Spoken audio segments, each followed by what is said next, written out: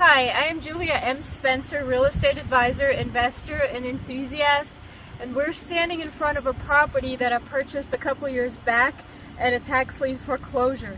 Now you probably wonder which one it is because behind me you see a really nice church. You see what looks like a duplex, basically 2 apartments in one building, and a small little shack. And in between there's a parking lot. There was a big debate about purchasing this property, and I'm going to let you in here on big secrets and things that you should avoid and things that you could think about. But we were very new to tax lien foreclosures at the time. We thought we were buying this duplex.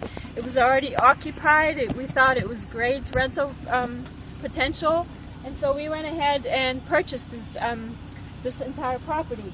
Now, the thing is, when we went to the assessors and the websites that kind of plat out the piece of land and where it's located, they all were conflicting.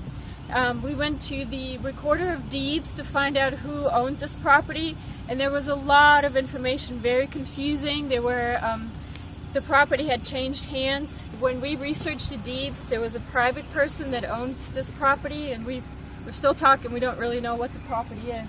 But basically, in the end, what it turned out to be is actually this parking lot, and the property line kind of went halfway through this house and a little bit of this church addition building right here, church office building. And what happened is that a private person owned this lot. They deeded it back to the church. Of course, churches aren't taxed, and they were levying these taxes on this church, and this particular tax lien foreclosure should have never been sold.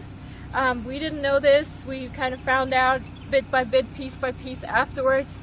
The officials of this town really didn't have any good information, had no clue, didn't care much about helping us, and so we were kind of stuck with this, and we didn't know what to do with it. We didn't know what we owned, whether it was this little shack right over there, if it was the duplex, it was part of the church building right here, or the parking lot. We actually went and spoke to the pastor of the church and asked them if they knew. And this is a very kind of depressed area of town. It's not a very fancy part of town, and us showing up telling them that we owned their lot right here, we weren't welcomed, let's say it that way, not very much. And in the end, what we did, because we didn't know exactly what we owned here and what we could do with it, we ended up deeding whatever it is that we bought, and when we looked at the deeds, it was most likely this lot. I'm saying like 95% it was this lot, because in the property description it actually gives you the feet in a certain direction and the feet in another direction. So anyways, we went and deeded this property back to the church, made basically a donation to the church, and then we used the tax record assessed value as what we're deducting off our taxes for this donation.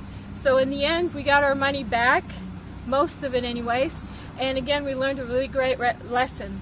Now, these are the kinds of things I want to teach you on my website so you don't make the same mistakes.